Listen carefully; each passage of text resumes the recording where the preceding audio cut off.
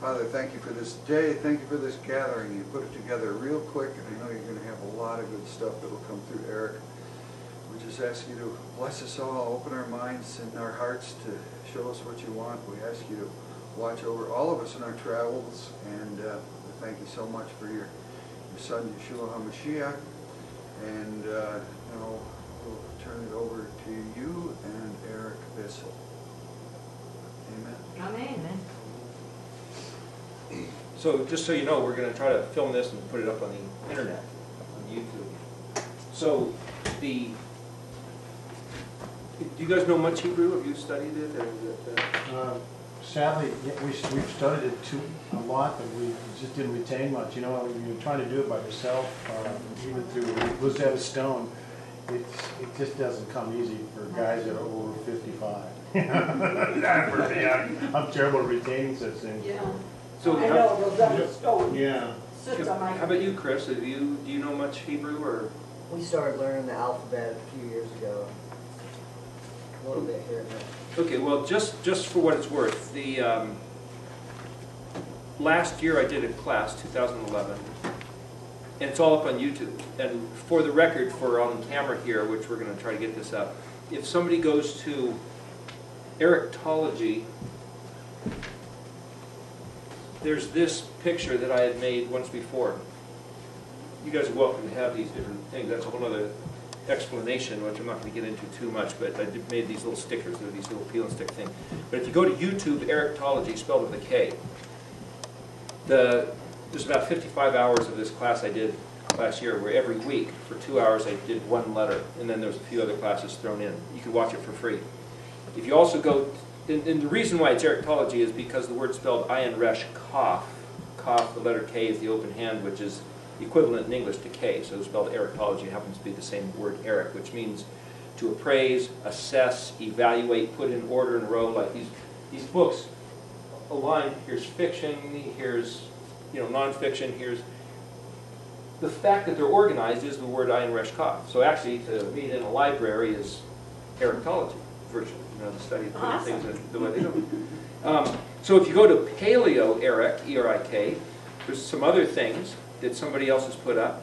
If you go to Paleo, the number 4, the digit number 4, Eric, E-R-I-K, there's other stuff there. And if you go to Eric Bissell, E-R-I-K, B-I-S-S-E-L-L, all on YouTube. I was in California, there's like another 12 hours of stuff somebody else put up from talks that they've done there. So, and it's all, you could look at it for free. But the idea is, those are all basically the introduction to this particular study of how to regard the language.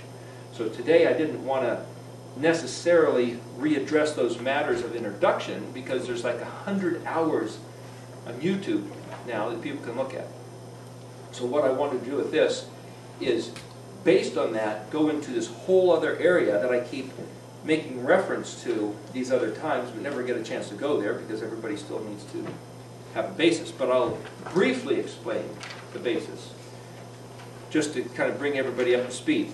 So based on this particular chart that I had made back in 2006, I think, or 5, when I was first started working on this, this is the Paleo-Hebrew orthography. Jeff Benner's site, which is Ancient Hebrew, uses a different style. Oh yes, you're welcome to have those. Thanks, Dan. I chose this style based on some of Frank Seeken's research. His book, Hebrew Word Pictures, shows numerous different styles of the letters.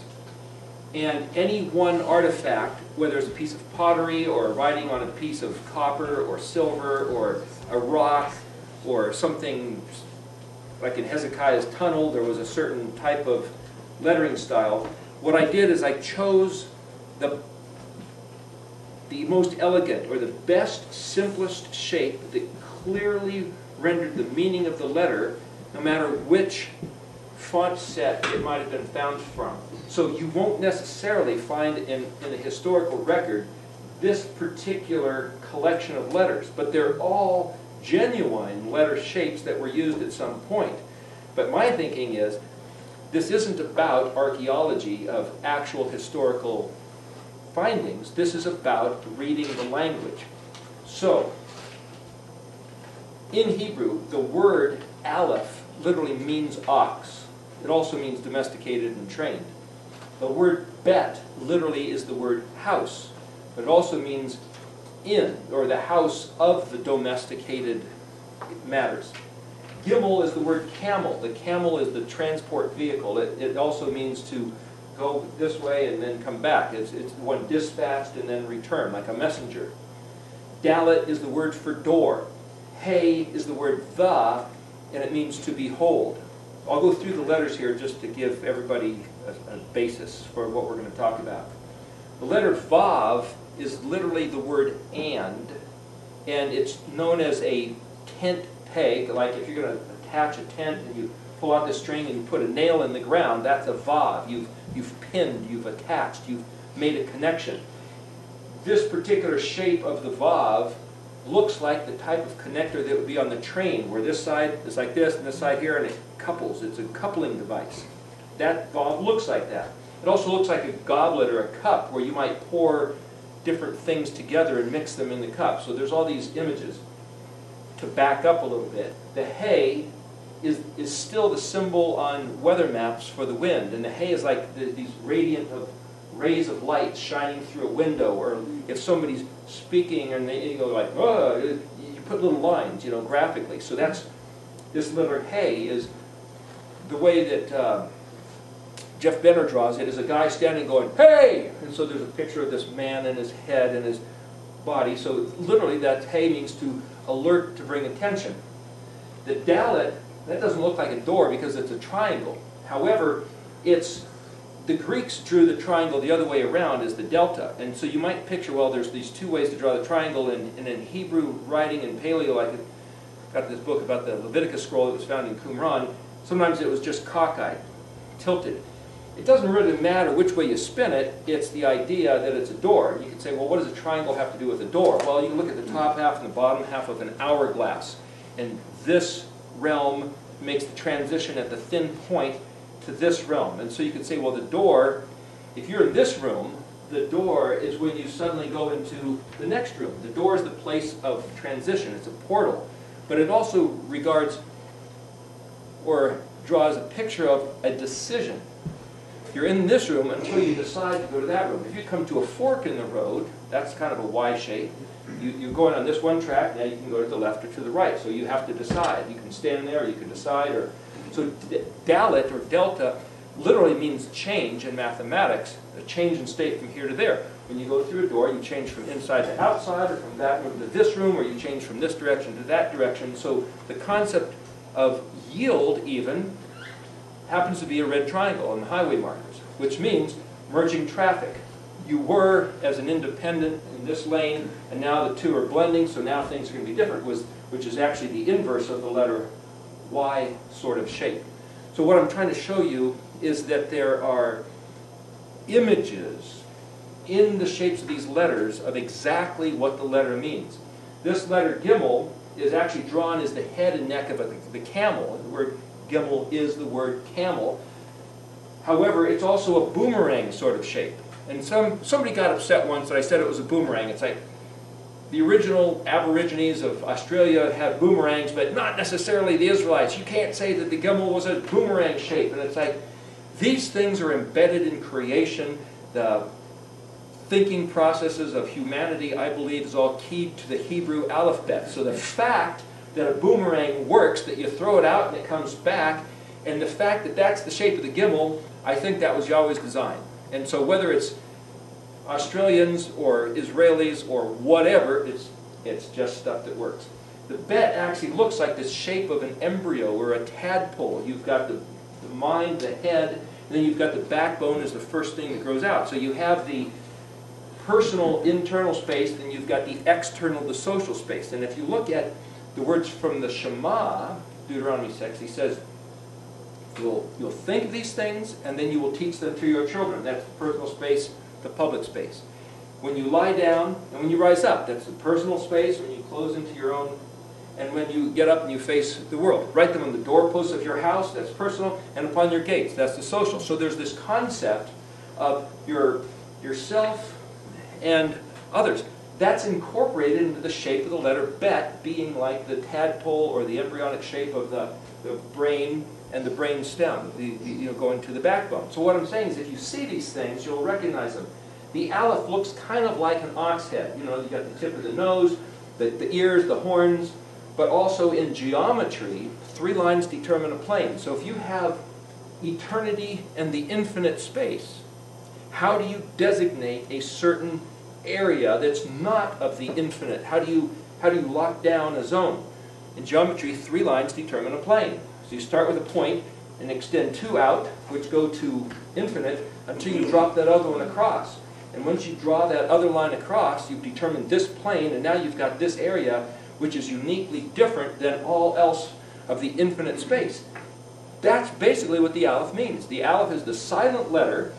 It theoretically represents the eternal, infinite, silent author, creator, architect, administrator, these words that start with A, which is the creator of the universe, who determined that this project, universe, earth, humanity, would be a unique, specialized project different than everything else that's now going to be the focus of our attention. Hence, the zone in the triangle that's delineated by these 3 lines forming this plane of a spatial regard different than the eternal, infinite regard. Does that make sense? Okay, so I just went from Aleph through Vav and then back to Aleph again, showing you what these letters mean. You then get to Zion, which is kind of shaped like an axe or a weapon, and an axe is used to chop something off. So it literally means to cut something off. The word Zion is literally a weapon, and so if you're in the military and you're given a certain honor, they might give you a ceremonial sword. Zina, the warrior princess, that's a Hebrew word. You put a hey at the end, that makes it the feminine form to reveal or to express. So Zion with a hey at the end would be Zina. So Zina, the warrior princess, is the one who is adorned with weapons. So even Hollywood has played into this same concept, and I think that might have even come from Greek legendary, tales of their folk heroes and all. But I'm just trying to show you these things are embedded within the consciousness of humanity. It's not just Hebrew, it's Greek, it's Roman, it's Chinese, it's Japanese. For example, the word shomer is to watch, keep, and guard, and the word samurai, shomeri, would be my watching or I'm guarding, or this is my secret service, you might say, that the president have, but samurai would be the king's guards. Same exact word. The phonetic consonants are identical for Japanese there and Hebrew. And that would have to do with the guy who's having the weapon guarding the separated place. So the Secret Service that guards the president in his castle, this letter Het in blue here is a fortress, a fence, an enclave, and the weapon outside, the Zion in front of the Het, is that which guards. It's kind of like having a moat around a castle. So if you look at Zion and Het, you can see, well, that's kind of like the castle walls with the moat around it, or the walls themselves are a protection zone, and then you've got somebody else outside that's like the bouncer at the door of a nightclub or something, but it also is a weapon trying to attack.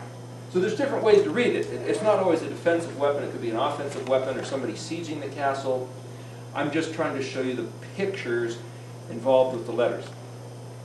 The letter Tet is around, some people say it's a snake. Well, that's because a snake winds around in a defensive posture, but it's got these fangs. But if you look at the modern Hebrew, there's kind of like, it's got a round section and it's also got this fang section. So it's kind of like this offense and defense, like a sword and a shield.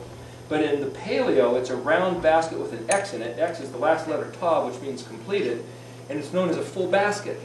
A basket that has been made full, and now this is stuff. Well, if you go to the grocery store and you get a bag and you fill it up and then you pay for it, you say, okay, this is my stuff. That's the same concept. This is all my stuff. I paid for it, I can write my name on it, I can stamp my brand on it, I buy a tape measure and I write my name on it, my initials, so that I don't get it confused with somebody else's. When you come into the kingdom of Yod He Vav He, that's like coming into the Het. And now he claims you as his own possession, stamped, sealed, which is like the Tet. And it's even in the Paleo drawn kind of like the quintessential branding iron of the Old West, a circle with an X in it. This is my stuff. You brand your cattle. That's kind of what it's a picture of. Abraham was told you're supposed to be circumcised, and all the males of your family, to say that you are of the covenant, you are mine. Yod He Vav He designed that. That is basically a branding iron of those who have come into the kingdom. That's what tet is. It's to say, you who now have this brand are protected by me because you're now my stuff. And so there's this picture within this alphabetic sequence of saying, well, this is why this is drawn with white here, then black, then white, then is because the infinite one's plan and determination of what he was going to do is kind of like Aleph through Hey. Vav, which connects this to that, is a transitional letter which joins two things together. And then on the realm of the earth, you might say, this present darkness, as some have said, is in this black zone. But Yeshua said, behold, the kingdom of heaven is at hand. And so that's like the het saying, here's the kingdom of heaven. I'm going to come show you the eternal concerns within this present realm of darkness to show you the kingdom of light and life where you can live even though you're surrounded by the darkness. So that's the motif of the model which is here. So outside in the darkness, the Vav, which also means man, now there's nowhere in the scriptures where it says Vav equals man, but it's inferred, as some say, because man was made on the sixth day, well, so is the animals. And it says, well, the number of 6 is the number of man, and there's the number 666, which is a whole other thing, but there's this inference that Vav is for man. So, man is subject to the weapon. In other words, it's a scary place and bad things happen outside the kingdom. But here's the picture that inside the kingdom, where you're branded, and then the next letter is a yod, which is a working hand. Well, the ultimate working hand, the archetype, the quintessential working hand is the hand of the Creator. So by saying het, tet, and yod, these are all in the letter blue, as lining up with the big white fence of Mishkan, is the Mishkan pattern down here, Mishkan's tabernacle, is to say, well, whose big white fence is this? Whose castle is this? Whose kingdom is this? The Creator's.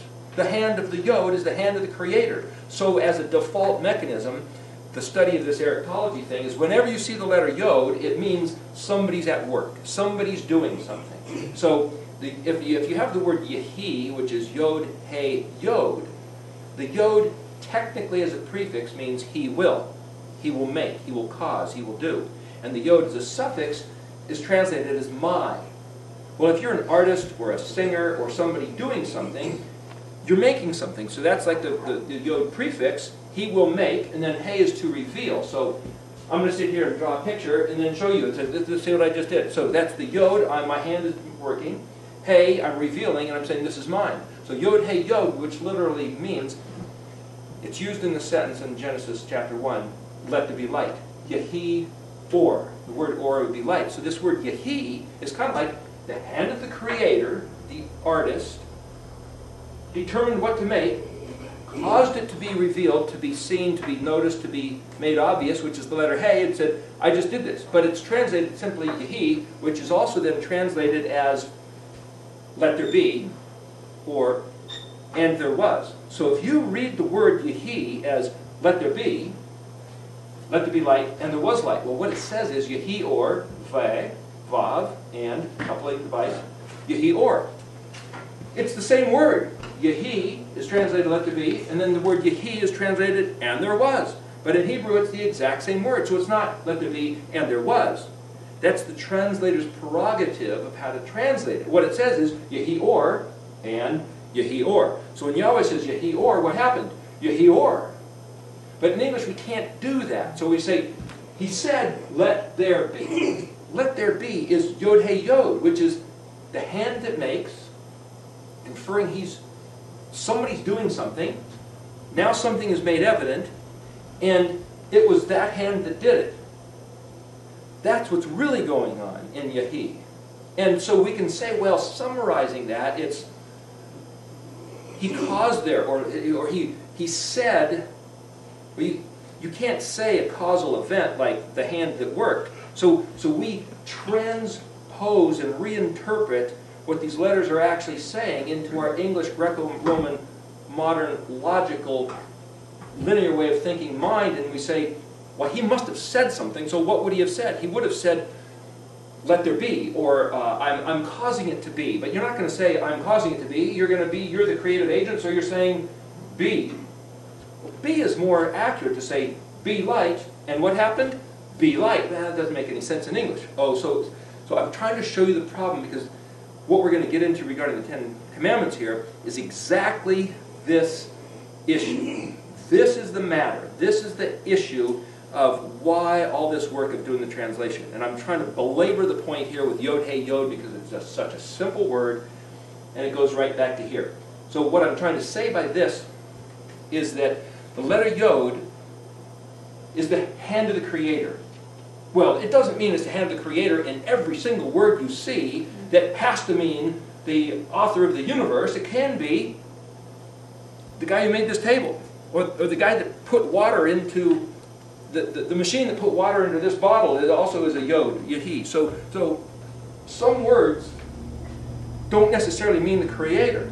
It's just the act of doing something is the yod. But it's more than that. If you have a handle on a frying pan, that's a yod. If you have your arm is a yod. But if you have a monument, like the Washington Monument, that's a yod. But also if you think, this is your portion. If somebody puts a certain amount of food on a plate and gives it to you, that here, this has been allotted to you, that's a yod. If somebody says, well, this is your strength, this is your portion of strength, that's a yod. So now you could say, well, which is it? Is it a hand that works? Is it claiming that it's yours? Is it a monument, a pillar, a handle, a leg, an arm? It's all those things. So you look in this dictionary, and for the record here on the camera, Ernest Klein's Etymological Dictionary. It's available on the internet. There's a friend in Portland that's selling them. Some people find them for different prices. The list price is $92 from Carta, Jerusalem. You can get them online. Sometimes they're $200, $300. A friend was selling them for about $70 at one point, but you'll find them for different prices. But I'm just telling you, this is an excellent book, and so I'm making reference to the things I found in here. The Hebrew Nation still have them? I'm not sure. They might, but there's another guy that had bought them and was selling them. I think he's raised his price up to like 120, 130, something like that. Okay. But anyway, you can just look on the internet and you can find it. I just call it the Red Dictionary. So anyway, what I'm saying is, if you look at the word yod, yod spelled yod dalet, in that dictionary, you'll see all the things I just listed. And then so the question is, every time you see a yod in a word, what does it mean? It can mean any one of those things. So how do you know which one to choose? How do you know which one to think? And as we were saying last night, picture the model of chemistry in science. You've got a nucleus, and let's say the nucleus is invisible. It's so small you can't see it. And with electron microscopes, you can see the electrons. Say you could see a swarm of electrons around the nucleus. The nucleus would be the kind of idea is the real yod essence. But all we can see is these electrons floating around that are referring to it, and they are arm, power, portion, strength, handle, monument. And so by thinking of all these words, we're kind of qualifying yodness, but we haven't really nailed yod down. We haven't stuck a pin in it and say, here's the specimen. We're just kind of alluding to what the actual substance of the yod is. So that's the way each letter works. Each letter, in its true essence, it's not infinite, but it's almost infinite. What I mean by that is to say, there's this notion in the Hebraic thought of what's called the Ein Sof. In English is where we get the word ain't. Ain't got nothing to do with that. It means it doesn't exist. Ein Sof means there's no limit, which is the infinite one. So you can say, well, the infinite one is the Creator. As soon as you call him a creator, it's no longer an infinite reference. You've now pinned him down to something. You say, well, the infinite one, the Ein Sof, the one without limit, well, that's the Father. It can't be the Father. As soon as you call him Father, you've put a ball and chain and anchored him. He's no longer infinite. So the very idea of taking an infinite idea and putting it into a label defies the infinite status. It can't be done. So what did the infinite one do to allow us to be able to comprehend him? He made, the infinite one, the Ein Sof, made the human mind, the psyche, the functioning brain, and then he took some aspect of limitation of himself and he put it into a format that fit the brain. So you have this train coupling device. There's this and there's this. If this is too big, that's not going to grab it. And if it's too small, it's going to slip. So he made this size. It's kind of like a hand in a glove. So he made human consciousness and human spirit capable of comprehending a finite package of himself, how he would reveal and express himself. So the Aleph being the silent letter references the Ein Sof having come up with this idea, this plan of how he would express himself in a finite form and then caused it to exist. The first letter of the book of Genesis, Bereshit, is the letter B, Bet, Bereshit, and that means to put into bodily form, like the embryonic shape, like the tadpole. So what he did was say, the infinite one who cannot be comprehended somehow reduced his regard down to that which is apprehensible and tangible and made it exist, which is what Bet represents. The Aleph Bet itself is the Bet, the container, the structured package of the infinite expression. So Aleph is kind of like the infinite expression which can't be expressed, but the first letter expressed is the Bet of Bereshit, just like the Aleph Bet is the Bet of the plan, of the intention, of the idea, of the infinite one. So I can look at the Aleph Bet and say this whole Aleph Bet is a Bet. Aleph itself means the silent infinite one, but we can't comprehend the Aleph. As soon as we put it into an Aleph, it's no longer an Aleph, it's a Bet. Because a Bet is comprehensible, but the Aleph, you could say, is incomprehensible because it references the infinite eternal one, which cannot be grasped. So his plan, Aleph, of taking the infinite, eternal, incomprehensible and reducing it down to, after all, there's a verse in the Old Testament that says, no one can see the face of Elohim and live. But somehow he put himself shrouded into some sort of cloaking device so we could see the cloak. Moshe didn't see his face, but he spoke to him face to face, but Moses said, let me see your glory, your kavod, and he says, you can't see my face, but I will put you in a cleft of the rock, put my hand upon you. The word hand is kaf, which is an open hand. Kafi would be, the yod at the end of kaf would be my hand. So, kind of as a joke, Yahweh put coffee on Moshe so he could see him. So that's why we have coffee. We drink it so we can study and our eyes work. Anyway, so Yahweh passed by, and then he took his hand off, and Moshe was allowed to see the trail of his kavod, his glory, somehow, and he declared his name. So there's this concept here that says you can't see unless he does something to change his eternal status and to make it apprehensible. So Aleph through Hey is I will. Aleph as a prefix means I will or I am. Hey is to reveal. So you could look at the first 5 letters and say, this is what I'm going to do to reveal myself, Vav being a man, Zion a weapon. I will reveal myself as a man who would be put to the weapon. But the letter Zion is not just weapon, but it also means to cut off, which means the distinguished one. So if you could have all the books in this room, okay, which book? Here, this book. When I say the word this, you spell it Zion Hey, because the Zion is the cut off, separate, distinctive one. Or you could spell it Zion Aleph Tav. This, out of all the books in the room, this is the book. Zion Hey. So Zion doesn't just mean a weapon of something being put to the weapon and chopped up, but it means that it's the letter which speaks of the device used to distinguish and make something very special. It's the 7th letter. The 7th day Shabbat was the one cut off from the other 6 days of the week, pointed to as being kadosh, or extremely special. This is the letter which, like the ceremonial sword, which guy should we regard? Oh, he's wearing the ceremonial sword. He's the special guy who was given an honor. It's the same concept. There's the cop with the gun, or here's the bad guy with the gun. Oh, the weapon, the Zion, in our consciousness makes us regard it as being significant. So, I will be regarded as that distinguished man, the Hey Zion. Another interesting thing, though, you could look at the letters Bet, Gimel, Dalet, and it spells a word. It means, it's pronounced baged, which is clothing. But it's not just any clothing, it's baggy clothing. It's camouflage clothing. It means to deceive and to misrepresent.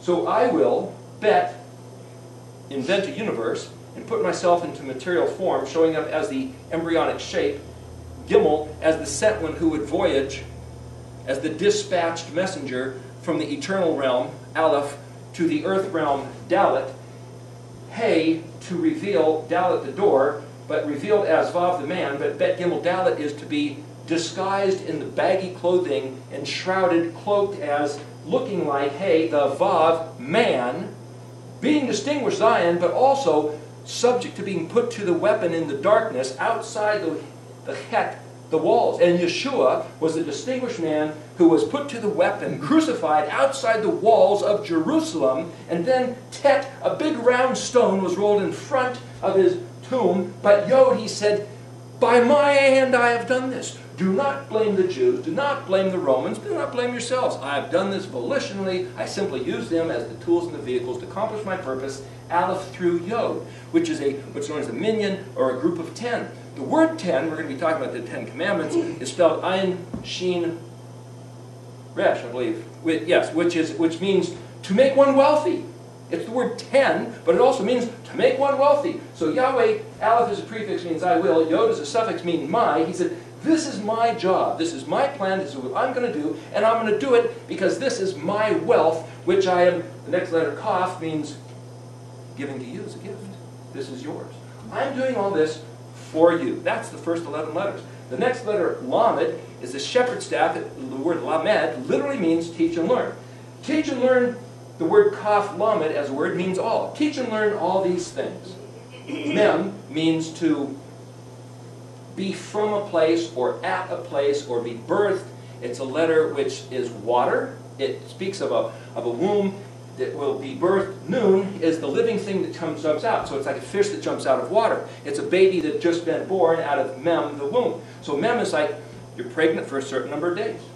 And then birthday, Nun, 49 days of counting for the Yovel, the Jubilee. 49 years, excuse me. And then Yovel, Jubilee, whoop, the 50th day is the Nun. 49 days of counting for Pentecost, for Shavuot. 49, that's Mem, Nun, birthday, Bikurim, Nun. So Mem, Nun work together in a pair, just like Kaf and Lamed. Kaf is like this gift, it's for you, but there's these lines. Like lines of books, rows of books, lines of instruction on a page. Something which lines, like furrows in a field, in a farm field. These lines are, it's a picture of Kaf, like this open hand, like these lines. The Constitution is lines of print. The Supreme Court interprets the Constitution. That's the Lamed. That's the teaching and instruction of the application of the words. So Kaf represents the Torah, the teaching and instructions of the protocols of the kingdom inside the fence of Yod, according to his measure, full basket of this is all my personal stuff. So what that means is, anytime you see the letter Kaf, you might say, well, this means you or yours if it's a suffix. It means like or as a prefix. Because you are supposed to be just like this stuff, which is listed in the Torah, Kaf. And you need to know about it. Repeat. Teach. Teach also means to repeat. So how do teachers teach? You go over it and over it and over it. You learn music, you go over it and over it and go practice your skills. Over it and over it. Lamed is shaped like a corkscrew in modern because it's around and around and around. Week after week, year after year, festival after festival.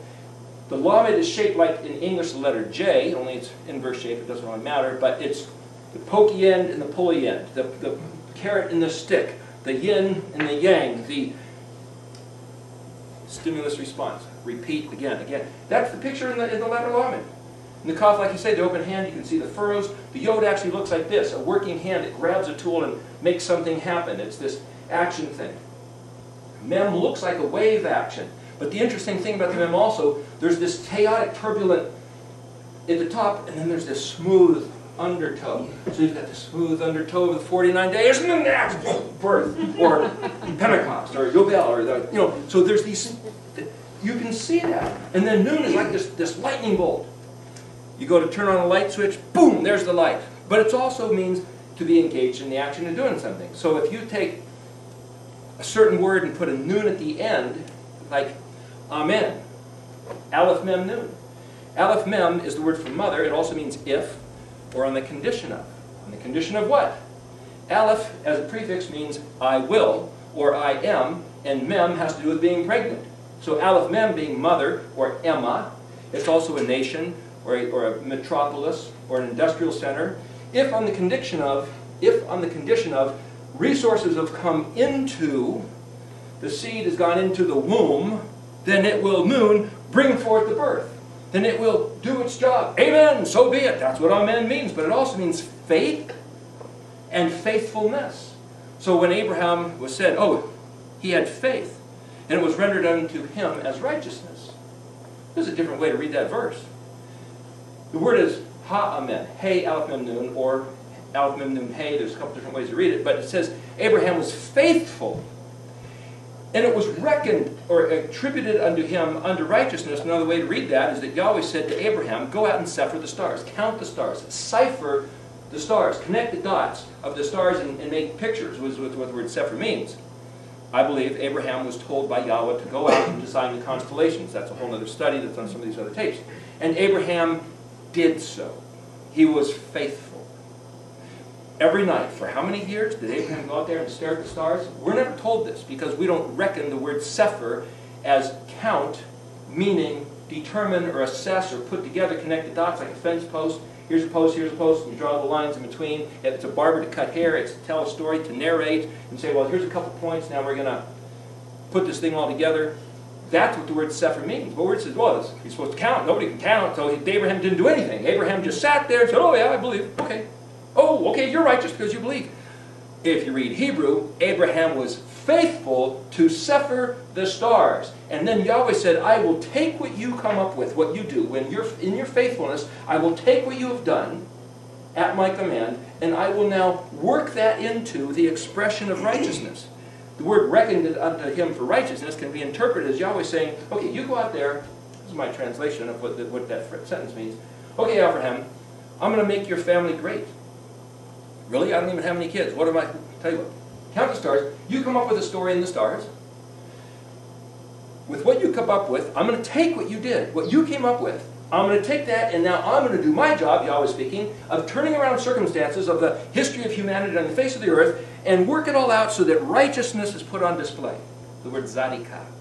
I will reckon it unto zadikah. And it's been translated, it was attributed or counted or reckoned unto him as him being righteous, so he didn't have to do a darn thing.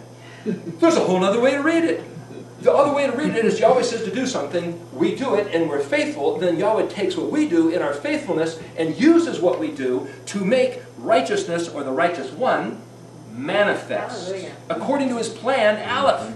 That's a whole other sense of responsibility, and are working in league with him in order to make his plan, Aleph, evident, to bring it forth, Aleph Mem, to make it happen, Nun, Amen, on the face of the earth. How to take Mem also means that which is hidden, which will yet be revealed. So Aleph is the silent letter of the plan. Yahweh has this plan. He tells Abraham, you work this out. It's like taking the seed within yourself and nurturing it and working on it and processing it and eating the right stuff and putting everything you got and bringing forth this baby. And then Noon, and Yahweh says, now I'm going to take that noon and I'm going to noon. You go back to Ezekiel 36:23. Yahweh says, Israel, for the few verses in front of that, he says, Israel, you guys have blown it. I scattered you across the face of the earth, and you guys have made my name Halal, Het Lamed Lamed, where we get the word hell, H-L-L, instead of Kadosh, in the eyes of the nations amongst whom you've been scattered. You guys keep doing this. I don't like it, but I'm going to sit here. Ezekiel 36:23 says, and then I will make my Shem, Hagadol, Kadosh. I will make my name, my fame, renown, or my reputation, Shem, Hagadol, the great, a big tower, a bastion, is a migdal. I will make my great, incredible reputation of my name as incredible as all the fabled stories you've read about back in the days of the Exodus, what he did to Pharaoh and what he did to the enemies of Israel. I'm going to do that again when you, Israel, make my Shem Kadosh instead of Halal in the eyes of all the Goyim nations amongst whom you've been scattered. So you read Ezekiel 36:23, you took the whole first 36 chapters of Ezekiel, and all of a sudden there's this turning, this tipping point. And then you've got chapter 37, where you've got the valley of dry bones, you've got the two sticks coming together, you've got the restoration of the temple in chapter 45, and all this stuff, everything happens differently. Where's the change? Where's that point? 36:23. What does that mean? Well, if you don't know how to translate it, it's, I will make my great name holy when you make it holy instead of profane. And it's like, who's he talking to? Well, you know, those people, Israel, you know, a couple thousand years ago. If it's somebody else of another time, we got nothing to do with it. But if he's actually talking about us, because we are the remnant of the dispersed people of Israel scattered in the world. Then he's talking to us. You have made his name halal. Me? What have I done? What's the word halal? Read the dictionary. What it says is profane, violated, common, vulgar, desecrated, punched holes into, drained out, hollow, empty. It's the word for a flute, which has holes in it and is hollow and empty. It also means to start something new. It also is the same word for a priest denied the priesthood and a priest of questionable genealogical descent. Wait a minute. Every bit of that is part of the story of Jesus Christ. He was rendered profane, vile, common. This old scumbag, put him to death. Get him out of our face. He's ugly. We don't like him. Punched holes into him, drained him out. Oh, but he was our great high priest. He is no high priest. Put him to death. And we don't even know where he came from, the bastard. His mother wasn't even married. What? He fits the description of halal. You go back to Ezekiel 36:23, and Yahweh is saying to somebody, somewhere in the future, I will do everything you've heard my fabled reputation, my Shem HaGadol made Kadosh. When you make my Shem Kadosh instead of halal. What story of Yahweh's reputation and his name and his disposition has been told for the last 2,000 years? The story of Jesus Christ. Well meant, good intentions, but it's the halal version of that guy who was desecrated, punched holes in, emptied out, and denied the priesthood. And Yahweh said, when you start making my Shem Kadosh, then I will do what you've heard me fabled, great exploits for my people. Why, we've been telling this story all along because it's right, it's true. He didn't say it wasn't right and true. He said when you stop making it halal instead of kadosh, start making it kadosh. What's kadosh? What's the kadosh Shem of Yahweh? The Hebrew Aleph Bet.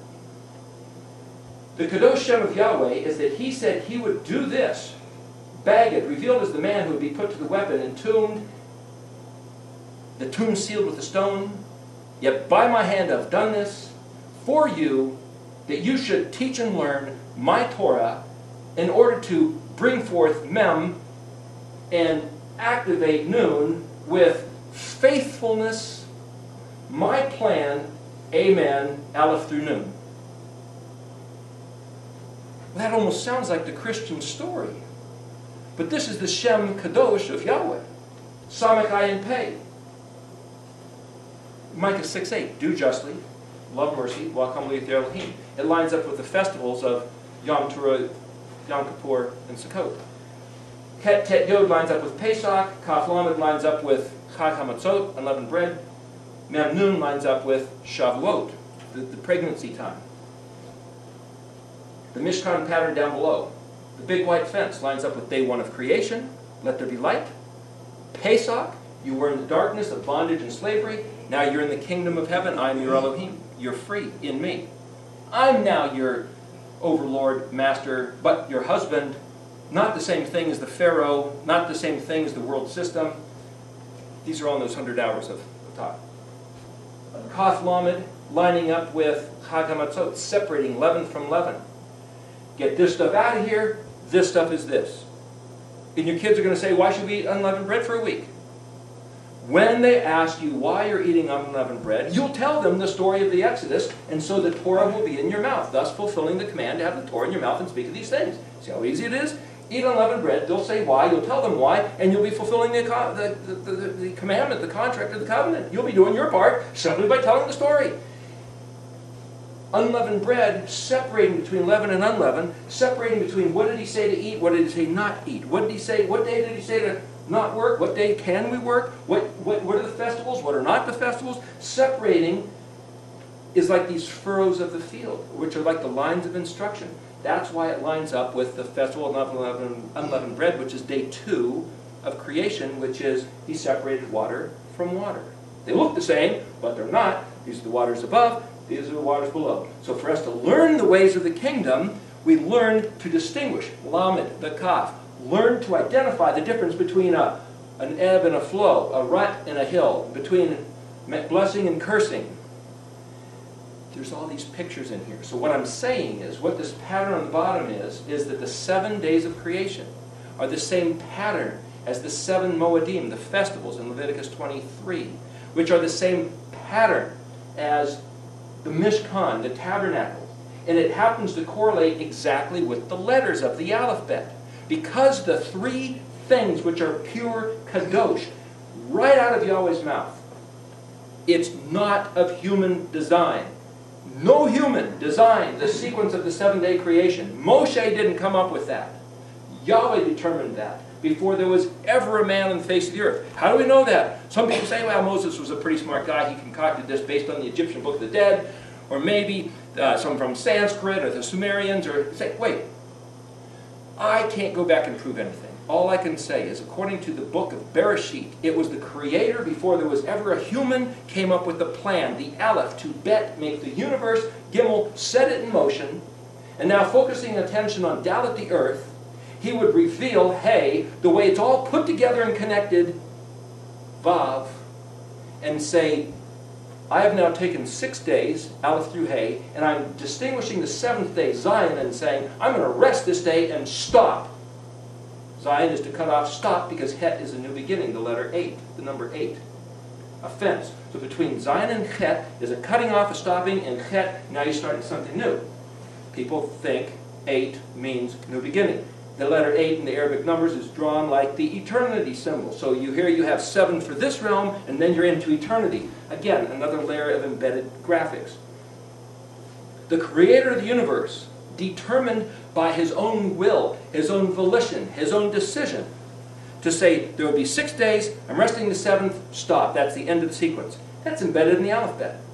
Then, here's the 7 festivals. It's embedded in the Aleph Bet.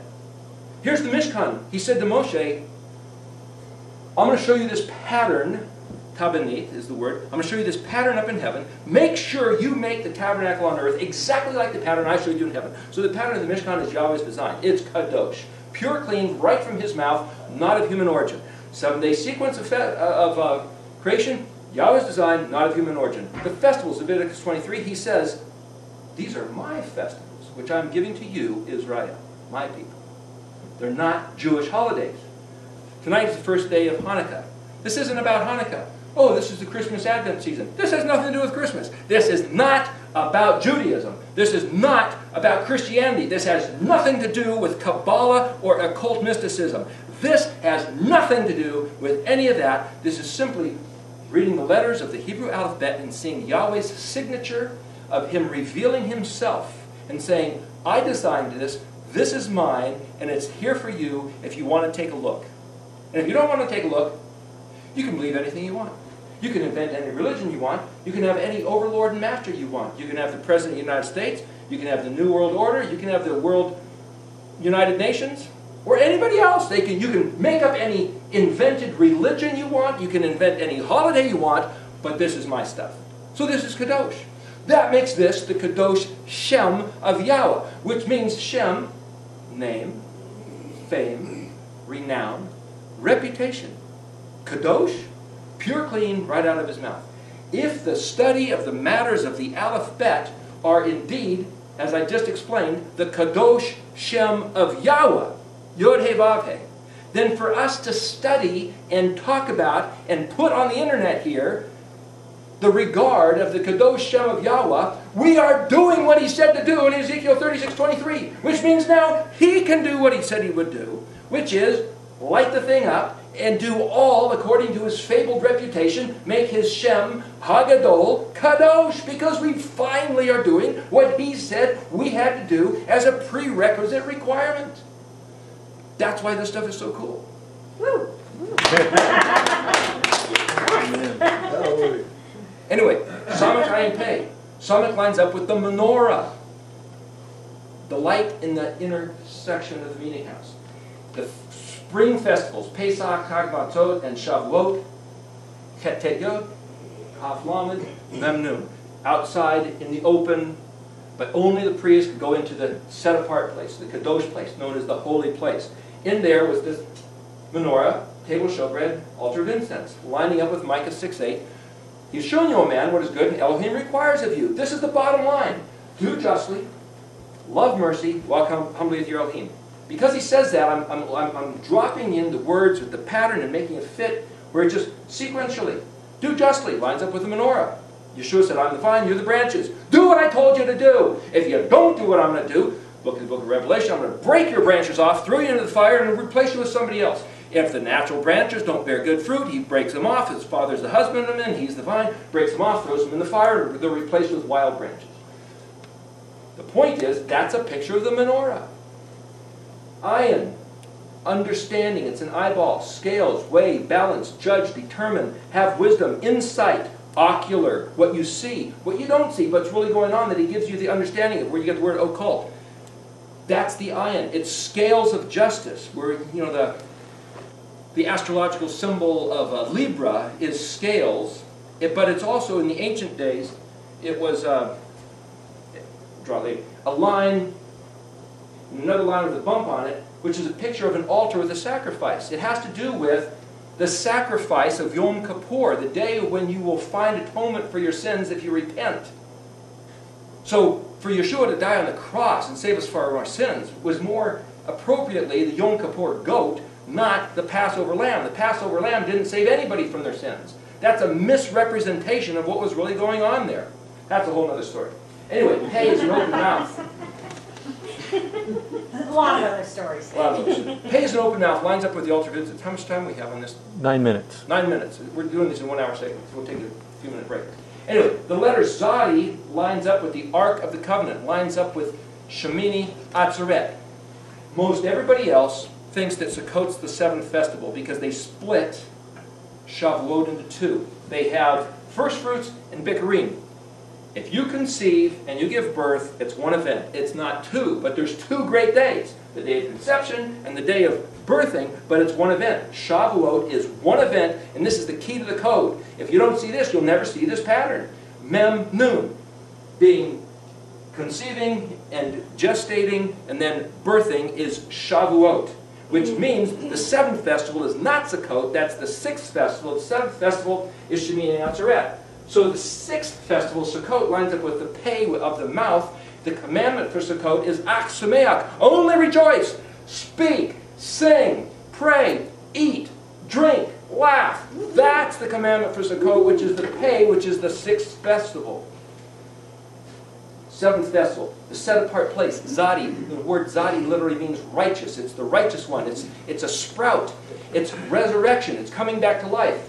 So 3 days and 3 nights after Yeshua was entombed, you've got 3 matters. Purple, red, white here. That's a whole other thing. But anyway, he resurrected back to life, sprouted, came out of the grave. Kuf, a picture of the pillar of fire and pillar of smoke. A picture embedded in the graphics of question mark and exclamation point. A picture of him ascending, and then he said he's coming back. The Malachim, the angel said, whoa, what are you standing there looking at? Whoa, what do you mean, what are we looking at? This guy just floated up into the sky. The same way you saw him, he's coming back. Kuf is a picture of going up, but it's all, the word kumi means to stand. Arise. The word comb also is to stand, and like a pillar, like a rooster's comb, like teeth on a comb. That's what it's spelled with the letter kuf. It's also a picture of like an ornamentation. There's all these things embedded within the letters. Because that's the transition, that's why kuf is between the black and the white, just like the other side of the vav. So between vav and kuf is the matters of our regard on the face of the earth. What the Eternal One was going to do, Aleph through Hey, is also in the white, Resh Thin Tav. Resh is an exalted man, a dignitary, a noble, a prince, the Mashiach. But now there's 2 references of Mashiach. There's the Vav man, Ben Yosef, the suffering one, the common man who was put to the weapon, but yet the distinguished one. And then the Resh man, the exalted man, the honored one, who's coming from the sky with fiery teeth, Shin, El Shaddai, in his fiery, glorious strength to consume his enemies. Teeth and fire is Shin. Tav, and accomplish his covenant, Aleph, just like he said. The one word never translated is Aleph Tav. Aleph The plan, tav, the accomplishment of my plan. The first letter, the last letter, the beginning of the end. As I said, so shall it be. My word will not go out of my mouth and return void. Aleph will, tav, accomplish everything I said it would accomplish. So there's a little song. We'll end with that song on this, and we'll take a break and then do another one.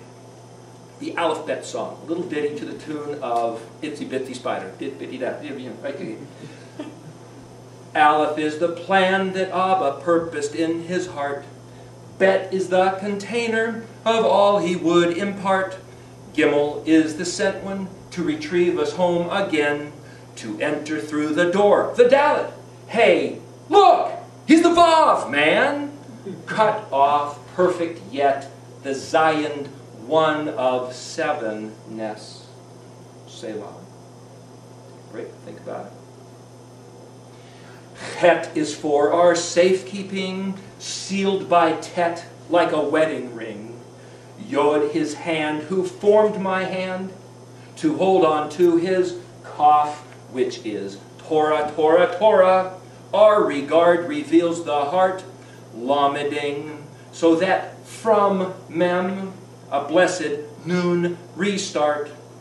Samech Ayin Pei, Shema, Shomer, together one. Zadi stands alone, though all is Ariel shall become. After Kuf, our noble Resh, exalted in the sky. Sheen, our shining Elyon, Yahweh El Shaddai. The Aleph, Tav, accomplished and completed as he said. The one word left untranslated, the one we all reject.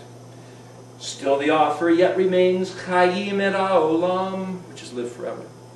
For the simple Brit of love and death is Aleph Bet, his song. Ha Shir Shirim, which is the song of songs. The Aleph Bet is a message from Yahweh the Creator to his people, explaining what this planet Earth is all about, who he is, his relationship to Israel, the identity of the true Mashiach, and our responsibilities to regard the message is all what's embedded in the Aleph Bet. And knowing that, we will then get into the next part, how to take the meanings of those letters and read the words in the Torah and say, what else are they telling us by rendering the letters with this pegged to this key, instead of just reading them as a word that's been translated. You put the meanings of those words, of the concepts of those letters into the words that are spelled in the Torah, and now you're reading a whole different thing. But it's not inconsistent with what the words actually mean, double-checked by the dictionary, but it just explodes this whole other awakening of what these words are telling us. Hallelujah. Yeah.